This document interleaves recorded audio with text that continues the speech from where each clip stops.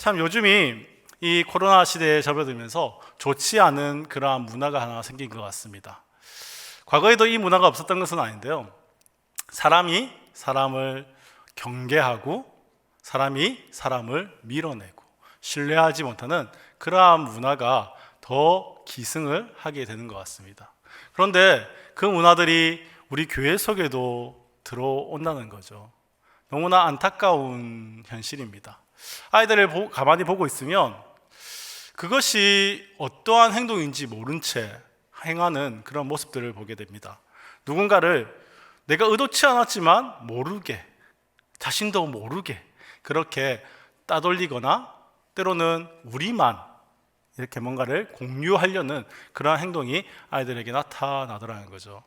그런데 참 안타까운 것은 이게 아이들에게만 그치면 또 좋은 모습을 보여주고 선도하고 나가면 좋겠는데 어른들 속에서도 그러한 문화들이 교회 안에서 나타나더라는 것입니다. 참 안타까운 일이 아닐까 하는 그런 생각들을 해봅니다. 이러한 시대에 살아가는, 이러한 문화 속에 살아가는 우리에게 사실 오늘 우리에게 주어진 이 6계명 말씀이 정말 중요한 말씀이 아닐까 생각합니다. 정말 지금과 같은 시대에 가장 필요한 것이 있다면 바로 하나님께서 말씀하신 하나님의 성품들, 온유와 평화와 사랑이 아닐까요? 오늘 함께 말씀을 나누게 될 텐데 이 말씀 가운데서 우리가 발견할 수 있기를 원합니다. 하나님께서 꿈꾸는 하나님의 나라, 그 하나님 나라를 꿈꾸며 하나님께서 세우신 규범, 그 규범을 우리가 살피면서 정말 하나님께서 원하시는 하나님 나라를 우리가 발견하고 함께 세워나가기 위해서 애쓸 수 있는 저와 여러분이 될 수 있기를 간절히 소원합니다. 하나님께서는 사람을 창조하시면서 사람과 사람들 사이에 어떠한 규범들을 세우셨습니다. 정직하고 투명한 관계를 바탕으로 한 질서를 부여하여 주신 거죠. 그 질서에 따라서 사람과 사람 사이에는 권위라는 것이 생겨나고 이 권위에 순종하며 따라가야 하는 책임도 사람들에게 주어졌습니다. 이 질서에 따르는 권위는 사람이 스스로 부여하거나 내가 그 권위가 있습니다 라고 주장하는 것이 아니라 하나님께서 부여하여 주신 그 권위에 대해서 우리가 함께 복종하며 살아가도록 그렇게 요구받는 것입니다. 10계명 제5계명부터 10계명까지의 6계명이 바로 사람들 사이에 질서를 유지하기 위해서 하나님께서 제시해 주시는 그러한 규범에 속하게 됩니다. 그런 규범 가운데 가장 기초가 되는 규범이 있다면 그것은 5계명입니다. 이 5계명 속에는 권위에 대한 복종에 대한 얘기가 담겨져 있는 것이죠. 이것이 단지 부모에 대한 권위만 말하는 것이 아니라 그것은 우리가 공경해야 될 어른들, 또 더 나아가서는 사회와 국가에까지 그 권위를 인정해야 한다고 우리에게 가르치는 것입니다.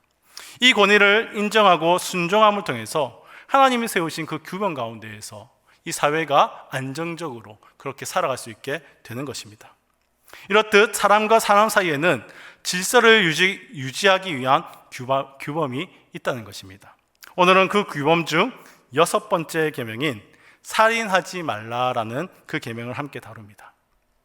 얼핏 생각하면 이 계명은 보통 사람들에게는 상관없는 그러한 계명처럼 느껴지기도 합니다.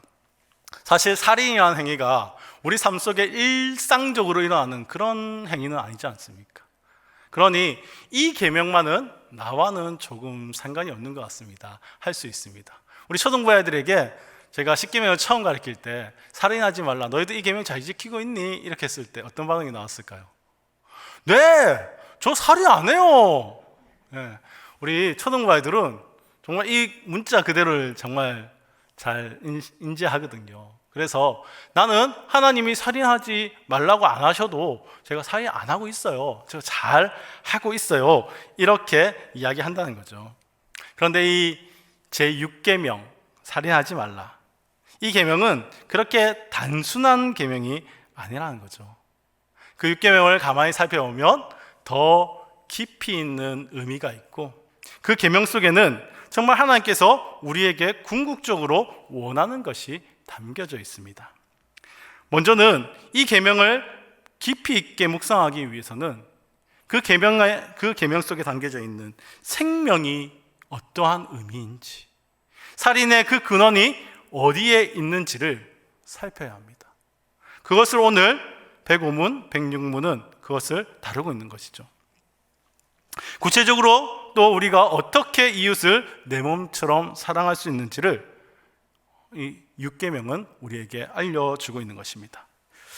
함께 우리 한번 이 교리문답을 살펴보기를 원합니다. 105문입니다.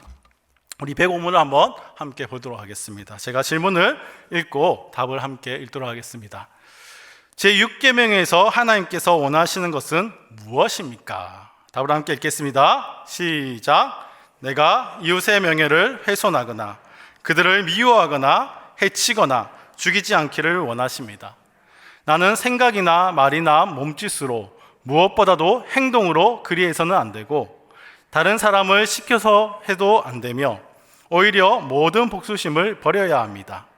더 나아가 자기 자신을 해쳐서도 안 되고 부주의하게 위험에 빠뜨려서도 안 됩니다. 그러므로 살인을 막기 위해서 국가는 또한 칼을 가지고 있습니다. 아주 짧은 한 단어인데요. 살인하지 말라. 이 문장 안에 사실 이토록 폭넓은 의미가 담겨져 있다는 것입니다. 정말 단순히 죽이지만 않으면 될 것 같은데 이 긴 문장을 살펴보니 이마저도 참 쉽지 않구나, 어렵구나 하는 그런 생각들을 하게 됩니다. 왜 살인이라는 단어에 이토록 여러 가지 의미가 담겨지게 되었을까요? 우리는 살인하지 말라는 이 계명을 이해하기 위해서는요, 먼저 생명이라는 개념을 이해해야 합니다. 그래야 살인에 대해서 우리가 올바르게 이해할 수 있기 때문입니다. 생명은 창세기에서 처음 생명이라는 단어로 등장하게 됩니다. 이 생명이라는 단어를 살펴보면 이것은 살아서 움직이는 것을 알려줍니다. 하나님께서 생기가 들어가고 하나님의 생기가 들어가고 살아서 움직이게 되는 그 생명, 이것을 생명으로 이해한다는 거죠. 이런 이해는 세상 사람들도 하는 이해입니다. 살아서 움직이는 것, 생명이 있구나, 1차원적인 그러한 이해인 거죠. 성경은 거기서 끝나는 것이 아니라 더 깊은 이해를 요구합니다. 만약 살아서 움직이는 것만이 생명이라면 선악과를 따먹고 그 이후에 아담은 생명이 있는 자입니까? 죽은 자입니까? 살아서 움직이는 것만 따지면 선악과를 따먹고 그 이후에 아담은 살아서 움직였죠. 계속. 생명이 있을까요? 없을까요? 생명이 있다는 거죠. 그러나 성경을 살펴보면 하나님은 이 아담이 죽은 것처럼 이야기한다는 것입니다. 성경은 아담에게 생명이 없다고 이야기합니다.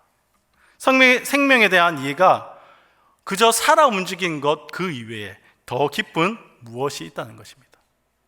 더 깊은 그것, 바로 하나님과의 관계 속에서 이해되어지는 것입니다. 하나님께서는 아담에게 계명을 주셨죠. 네가 에덴 동산에서 각종 나무의 실과는 임의로 먹되 선악을 알게 하는 나무의 열매는 먹지 말라, 이렇게 말씀하셨습니다. 이 말씀이 주어진 동시에 아담은 하나님과 관계가 형성됩니다. 하나님은 입법자, 아담은 그것을 지키며 살아가는 하나님의 백성, 이러한 관계가 설정되어지죠. 그런데 이 하나님의 말씀을 깨트리면 어떻게 되느냐?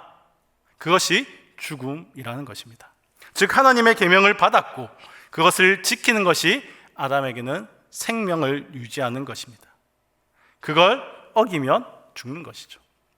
이런 관점에서 볼 때 성경에서 생명이라 말하는 것은 하나님께 받은 사명이나 그 명령을 바르게 수행하며 살아가는 상태, 즉 하나님과 바른 관계를 유지하며 살아가는 상태를 바로 생명이라 이야기한다는 것입니다.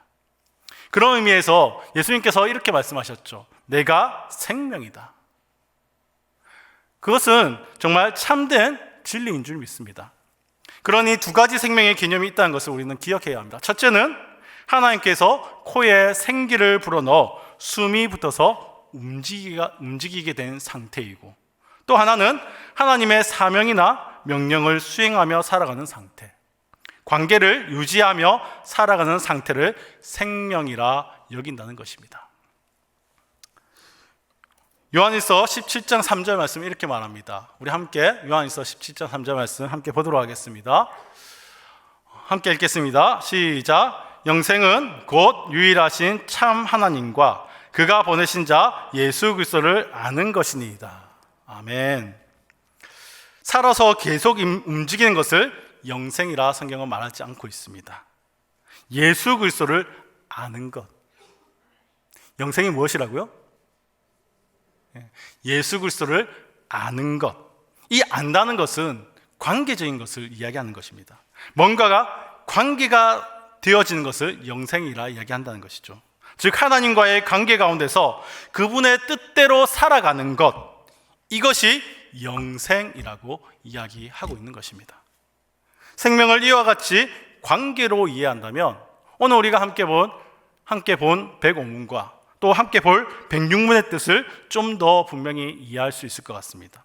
즉 살인은 하나님과의 관계를 깨트리는 것으로 우리가 여길 때에 하나님과의 관계를 단절시키려는 자가 살인자이고, 그게 바로 사탄이고, 사탄의 종노릇하며 사탄이 원한 것을 하는 사람들을 또한 살인자라 말할 수 있다는 것입니다. 나는 사람을 죽인 적이 없는데요. 하나님과의 관계를 계속해서 단절시키려고 하는 것, 그 행위가 살인이라는 것이 성경적 개념이라는 것입니다. 그러면 이러한 살인 행위가 어떻게 우리에게서 튀어나오게 되올까요? 왜 나타나는가 하는 것입니다. 사람의 마음에 있는 것이 밖으로 표출되는 것이죠. 하나님을 미워하고 하나님과의 관계를 혐오하는 그 마음이 타락한 모든 사람들에게 있습니다. 그럼으로써 하나님과의 관계를 깨트리려 하고 다른 사람들에게, 심지어는 나 스스로에게 그렇게 행하는 것이죠. 그런데 그것이 내 마음속에 있는 그것이 밖으로 표출된다는 것입니다. 내가 하나님과 관계하지 않으려 하고 누군가 하나님과의 관계를 하려는 것을 방해하려 하고, 이걸 살인이라 한다는 것입니다. 이러한 하나님에 대한 시기와 증오와 분노의 마음이 하나님께 있고 그것이 이웃에게도 나타나게 되는 것, 그것이 바로 살인입니다. 그래서 106문에 살인의 뿌리에 대해서 이야기합니다. 106문을 함께 보겠습니다. 106문입니다. 그런데 이 계명은 살인에 대해서만 이야기합니까? 답을 함께 읽도록 하겠습니다. 시작. 아닙니다. 하나님께서는 살인을 금함으로써 살인의 뿌리가 되는 시기, 증오, 분노, 복수심 등을 미워하시며 이 모든 것들을 살인으로 여기신다 가르치십니다. 아멘. 사실 이 모습이 하나님을 향해서 아담에게 나타났던 모습들입니다. 시기하고 증오하고 분노하고 복수심을 가지는 것. 이런 뿌리로 인해서 사실 아담이 사탄에 넘어가게 된 것이죠. 그로 인해 타락한 후에 모든 후손들에게는 이러한 마음들이 내재되어서 태어나게 됩니다. 하나님을 향해서, 그리고 사람들을 향해서 시기하고 분노하고 증오하고 복수심을 가지고 있다는 거죠. 하이델베르크 요리 문답은 이러한 마음에서 일어나는 시기, 증오, 분노, 복수심 등이 바로 살인 행위라고 이렇게 이야기합니다. 성경에서 진짜 그렇게 말합니까?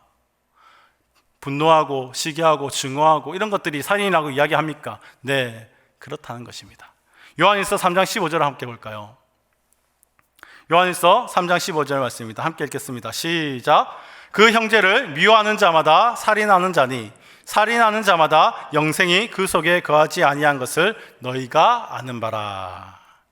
형제를 미워하는 자마다 살인하는 자니 살인하는 자마다 영생이 그 속에 거하지 아니한 것을 너희가 아는 바라. 오늘 본문도 같은 맥락에서 우리는 이해할 수 있습니다. 오늘 본문도 이렇게 말하지 않습니까? 예수님께서 살인을 정의하실 때 형제에게 노하는 자, 라가라 하는 자, 미련한 놈이라 하는 자를 다 살인으로 심판하고 지옥에 들어가게 된다라고 하시는 겁니다. 마음의 문제를 다 이야기하는 것입니다. 형제라는 관계 가운데서 그 사람이 없어지기를 바라는 것, 그것이 살인이라는 것입니다. 생명을 하나님과의 관계와 사람 사이의 관계에서 이해하는 성경적 그러한 관점으로 살펴볼 때에 행동이나 말이나 마음으로라도 그 관계를 의도적으로 끊으려 한다면 그것이 곧 살인인 것입니다. 요즘 아이들에게서뿐 아니라 청년 어른에게까지 이러한 현상이 나타난다고 말하지 않았습니까? 누군가를 의도적으로 따돌리고 관계를 끊으려 하고 그러한 문화가 교회에 들어왔다고 하지 않았습니까? 정말 이러한 경향들이 우리가 참으로 경계하고 우리가 끊어내버려야 할 그러한 문화 중 하나인 것입니다. 이런 맥락에서 우리는 육계명을 단순한 개인적인 도덕률로 그렇게 생각할 수는 없는 것 같습니다. 하나님께서 세우시고 이루어 나가시려고 하는 하나님 나라의 모습을 놓고 가르쳐 주시는 그러한 계명인 줄 믿습니다. 하나님 나라는 우리가 서로의 인격을 존중하고 생명을 풍요롭게 발휘하면서 살아가도록, 그렇게 관계 가운데서 생명이 풍성하게 나타나도록 자신을 사랑하고 서로를 사랑하면서 살아야 하는 것입니다. 누군가를 미워하고 누군가를 시기하고 증오하고 분노하고 복수심에 사로잡혀 살아가는 것, 그것은 그 나라를 해치고 깨트리는 것으로 사탄이 꾀하는 것이고 살인을 범하는 죄임을 잊지 마시기 바랍니다. 우리는 생명에 대해서 그리고 살인이 무언지에 대해서 함께 이해를 하며 나와왔습니다. 그 다음에 생각해야 할 것이 무엇일까요? 생명이 관계적인 것, 그리고 이 마음속에서 일어나는 분노와 증오와 복수심, 이러한 것들이 결국 살인이다. 그런데 왜 살인을 금하셨을까? 그것을 우리가 이해해야 될 것 같습니다. 명시적으로 살인을 금한 것은 노아 홍수 이후의 일입니다. 그때 살인을 금한 근거를 한번 말씀하셨는데요. 창세기 9장 6절 말씀입니다. 창세기 9장 6절 말씀 함께 읽겠습니다. 시작. 다른 사람의 피를 흘리면 그 사람의 피도 흘릴 것이니 이는 하나님이 자기 형상대로 사람을 지으셨습니다. 아멘. 사람이 하나님의 형상으로 창조되었기 때문에 하나님께서는 하나님의 형상이 해를 입는다면 그것은 하나님 자신이 상함을 받는 것처럼 여기신다는 것입니다.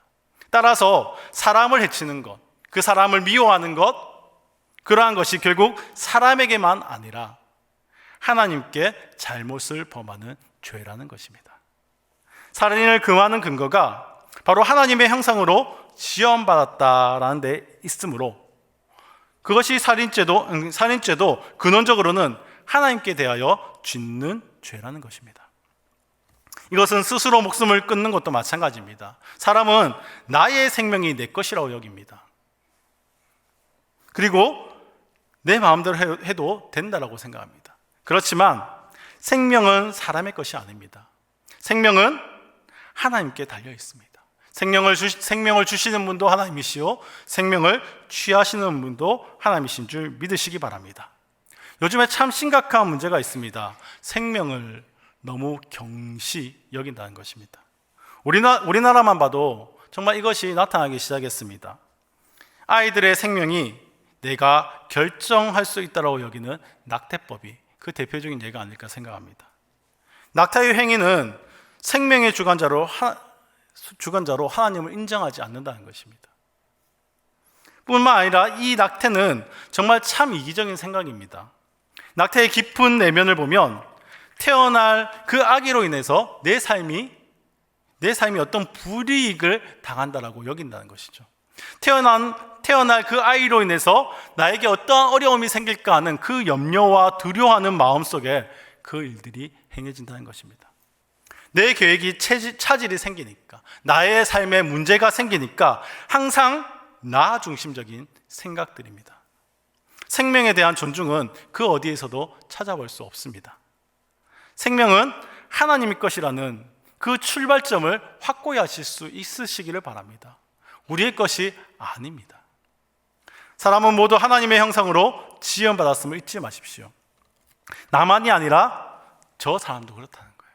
나만 하나님의 형상이 아니라 내 옆에 있는 이 사람도, 믿지 않는 저 사람도 다 하나님의 형상으로 지음받았다는 거예요. 그렇다는 것은 사람과 사람 사이의 그 관계에서는 하나님의 성품이 드러나야 합니다. 하나님의 형상과 하나님의 형상을 가진 그 관계잖아요. 그러니 그 하나님의 형상을 가진 사람들끼리의 그 관계 속에는 하나님의 성품이 드러나야 합니다. 그것이 바른 것입니다. 하나님의 성품인 사랑, 정의, 자비, 화평, 이러한 것들이 드러나야 한다는 것이죠. 그런데 관계 가운데서 시기와 분노와 증오, 복수심이 나타난다면 그것은 하나님의 성품을 잘라버리는 행위입니다. 백오문은 그래서 여기서 그치지 않고 이렇게 말합니다. 자기 자신을 해치는 것도 또한 부지에서 위험에 빠뜨린 것도 안 된다라고 말입니다. 이것은 우리가 우리의 형상을 하나님의 형상으로 이해한다면 당연한 결과입니다. 생명의 주인은 하나님이십니다. 그렇기 때문에 자살이나 자해하는 일은 하나님의 형상으로서 인격의 그 고귀함을 완전히 무시하는 행동입니다. 자신에게 소홀히 해서 하나님을 떠나는 것도 하나님과의 그 관계를 소홀히 함을 통해 자신을 죽이는 그러한 살인 행위라는 사실을 기억하실 수 있으시기를 바랍니다. 그런데 가끔 너무 삶이 힘들 때가 있지 않습니까? 정말 딱 죽고 싶다 여길 때 그럴 때가 있지 않습니까?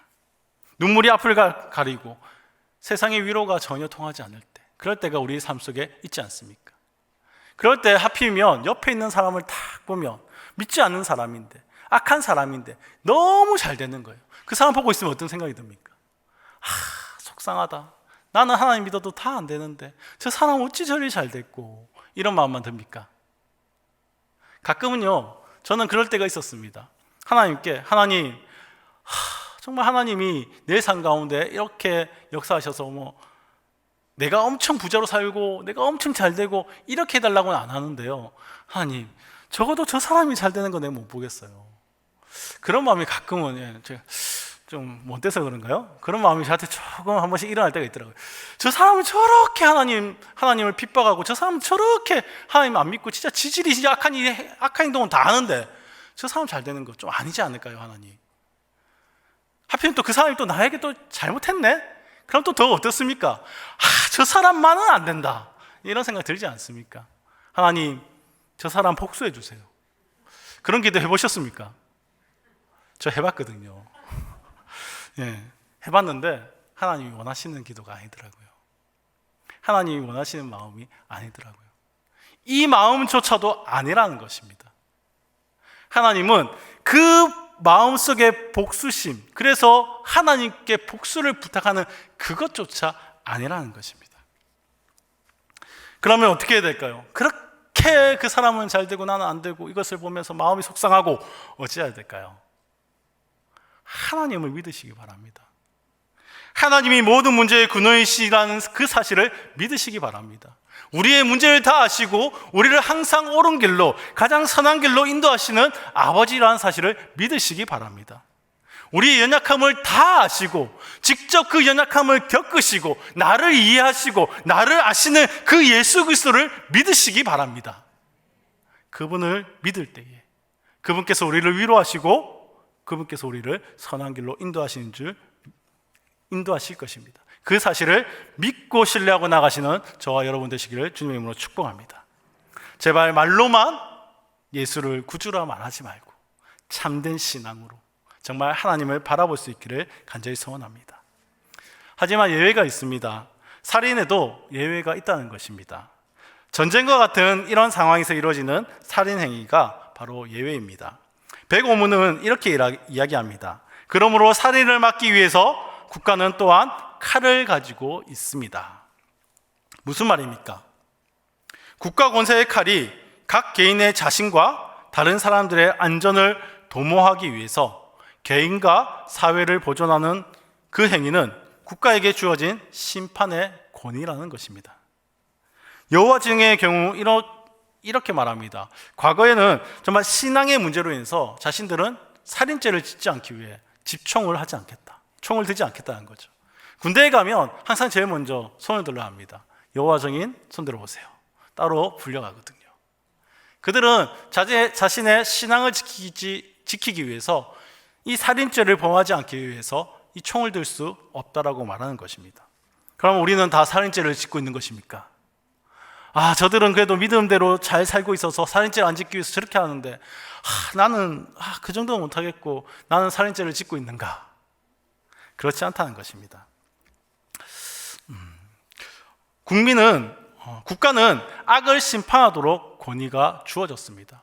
그것을 오늘 105문은 이야기하고 있는 것입니다. 살인을 막기 위해서, 한 개인의 살인, 정말 사회의 살인, 정말 인권이 파괴되고 사람들이 죽어나가는 그 일을 막기 위해서 국가는 또한 칼을 가지고 있다는 것입니다. 그것이 때로는 사형의 모습으로, 또 때로는 그것이 전쟁의 모습으로 나타나는 것이죠. 그것은 정말 살인 면허를 주는 것이 아니라 이 살인을 막기 위한 행위로서의 칼을 국가가 가진다는 것입니다. 그러므로 개인과 사회의 안전을 보존하기 위해서 병사가 전장에서 살인을 하게 되는 것, 이것은 제6계명에 어긋나는 것이 아님을 바로 이해하시기를 바랍니다. 우리는 지금까지의 내용을 통해서 생명에 대해서, 그리고 살인이 무엇인지, 또 그 뿌리가 무엇이며 왜 살인을 하지 말아야 되는지를 살펴보았습니다.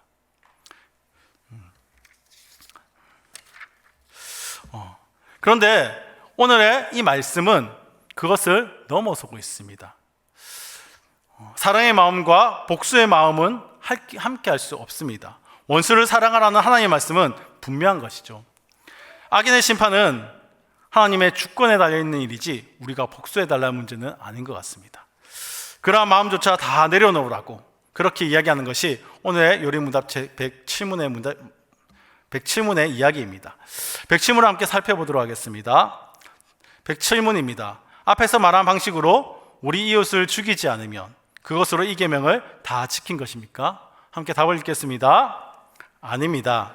하나님께서는 시기와 증오와 분노를 정죄하심으로써 우리가 우리 이웃을 자기 자신처럼 사랑하여 인내와 화평과 온유와 자비와 친절을 보이고 우리가 할 수 있는 한 그들을 해악으로부터 보호하며 심지어 원수에게도 성을 행하라고 하셨습니다. 정말 짧은 문장 하나, 살인하지 말라. 그 안에 참 많은 내용이 담겨져 있습니다. 이것도 안 되고 저것도 안 되고 이런 것도 안 되고 그 마음의 뿌리에 정말 그 살인이 어떻게 일어났는지, 너희 안에 있는 미움과 시기와 그런 것에서 일어났다라고 안에 다 내용이 담겨 있는가 하면, 오늘은 더 나아가서 이렇게까지 말합니다. 시기와 증오와 분노를 정죄함으로써 우리가 우리 이웃을 자신처럼 사랑하며 인내와 화평과 온유와 자비와 친절을 보이고 우리가 할 수 있는 한, 내가 할 수 있는 한 그들을 해악으로부터 보호하며 심지어 원수에게도 선을 행하라고 하셨습니다. 이것이 살인하지 말라는 그 내용 속에 담겨져 있다는 것입니다. 성경은 우리에게서 마음에서 일어나는 그 마음 미움까지도 살인이라고 교훈하며, 그러므로 우리는 생각이나 말이나 몸짓이나 행위나 이웃을 해치거나 죽이는 일을 실제로 해서도 안 되며 나에게조차도 이러한 일을 행해서도 안 된다. 나아가서 시기, 미움, 분노의 마음으로 범해서도 안 된다. 더 나아가서 이제는 인내와 평화와 온유와 자비와 친절을 보이고 우리가 할 수 있는 한 이웃을 해악으로부터 보호해야 하며 원수에게까지 선을 행하라. 이것이 살인하지 말라는 계명을 통해 하나님께서 우리에게 요구하신 바라는 것입니다. 이것이 하나님이 이미 세우신 사람과 사람 사이에서 질서를 유지하기 위한 규범이요, 하나님 나라를 세워가는 방법입니다. 이 방법만이 생명이라는 것입니다. 이 생명을 어떻게 취합니까? 이것을 다 지키며 행하실 수 있겠습니까? 그러기에 예수밖에 없다는 것입니다. 우리 요리문답 1문답이 뭐라고 우리에게 말합니까? 우리에게 위로가 무엇이냐고, 우리에게 정말 유일한 위로가 무엇이냐고, 내가 예수 거. 저와 여러분이 예수 것이라는 것이 우리에게 참된 위로인 줄 믿으시기 바랍니다. 우리는 다 행할 수 없지만, 우리는 이것을 다 정말 지키며 나아갈 수 없지만, 내가 예수로 거듭남을 통해 내 안에 살아계신 그 성령 하나님께서 일하심을 통해 내가 이것을 행할 수 있기 때문입니다. 이 사실을 믿으십시오. 이제는 변화된 하나님의 백성으로 이 사실을 믿고 이것을 지키며 사랑하며 살아갈 수 있는 저와 여러분이 될 수 있기를 바랍니다. 말씀을 정리합니다. 교리의 문답은 우리에게 6계명을 통해서 하나님께서 우리에게 원하시는 것이 있다라고 말합니다. 그것은 우리에게 하지 말라고 금지하는 것과 우리에게 요구하는 것으로 나누어집니다. 우리에게 금지하는 것은 이웃에게 명예를 훼손하는 것, 이웃을 미워하는 것, 해치는 것, 죽이는 것. 그런데 이렇게 금지하는 것은 실제적으로 이웃의 명예를 훼손하거나 미워하거나 해치거나 죽이는 것을 더 나아가서 생각으로도 몸짓으로도 행동으로도 그렇게 해서는 안 된다라고 말하는 것입니다. 우리에게 요구되는 것은 복수심을 버리는 것, 시기, 증오, 분노를 버리는 것, 정죄함을 버리는 것입니다. 이것은 어떻게 이루어질까요? 우리가 우리 이웃을 자기 자신처럼 사랑할 때입니다. 그리할 때 우리의 관계 속에서 하나님의 성품이 나타나게 되는 것이죠. 인내와 화평과 온유와 자비와 같은 그러한 성품들이 드러난다는 것입니다. 6계명은 소극적인 측면에서는 살인하지 말라고 말씀한 것이지만 적극적인 측면에서는 하나님의 형상인 사람이 사람을 사랑함으로써 하나님의 거룩한 의가 드러나도록, 하나님의 진리가 드러나도록, 그리하여 개인과 사회를 보존할 수 있도록, 더 나아가 거룩한 하나님 나라를 이루어 가도록 우리에게 주신 하나님의 계명인 것입니다. 어두움은 빛으로 밀어내듯이 미움의 그 미움의 마음과 시기와 이러한 것들은, 살인의 그 시작의 그러한 것들은 사랑으로 밀어낼 수 있다는 것입니다. 사랑의 열매를 맺기 위해서 우리는 성령님을 쫓아 살아가는 그 순종이 필요합니다. 이 제6계명은 우리 안에 살아계신 그 성령님께 순종하며 나아갈 때 충분히 지켜지는 그러한 것이라는 것입니다. 사랑하는 성도 여러분, 성령님을 쫓아 순종하며 사랑하며 살아가시기를 바랍니다. 저는 그런 의미에서 우리가 하는 굿파이브가 정말 좋은 그런 운동이 아닐까 생각합니다. 우리도 정말 하나님 말씀에 순종하며 살아갑니다라는 몸부림이 필요하지 않겠습니까? 정말 사랑하며 살기 위해서 정말 우리가 노력하며 살아야 되지 않겠습니까? 무엇으로 그렇게 살 수 있을까요? 저는 이 굿파이브가 너무 좋다고 생각합니다. 좋게 생각하고, 그것이 어떠한 환경만을 말한 것이 아닙니다. 사람을 향해 바라볼 때에도 좋게 생각하고, 좋게 보고, 좋게 듣고, 그 사람들에 대해서 좋게 말하고, 서로가 서로에게 좋게 행동할 때 사랑이 실천되어지고, 그 사랑이 이루어질 때 하나님 나라가 저와 여러분 사이에 세워져 나가는 줄 믿으시기 바랍니다. 더 애쓸 수 있기를 바랍니다. 우리는 그렇게 살아갈 수 없지만 내 안에 있는 그 시기와 분노와 이러한 것들이 일어나기 때문에 미워하기도 하고 사람들을 바라보며 안타까움이 일어날 때도 있지만, 내가 믿는 그 예수 때문에, 내 안에 살아계신 그 성령 하나님 때문에 우리는 그렇게 살아갈 수 있게 되는 것입니다. 사랑하는 성도 여러분, 좋게 생각합시다. 좋게 봅시다. 좋게 말합시다. 좋게 들읍시다. 좋게 행동합시다. 이러한 우리의 몸부림을 통해 우리가 사랑을 실천하고, 내가 그러한 몸부림 속에 성령 하나님을 쫓아 순종함을 통해 이 땅 가운데서 하나님 나라 세워가며 정말 하나님 나라를 세상 가운데 보여줄 수 있는 저와 여러분이 될 수 있기를 주님의 이름으로 축복합니다.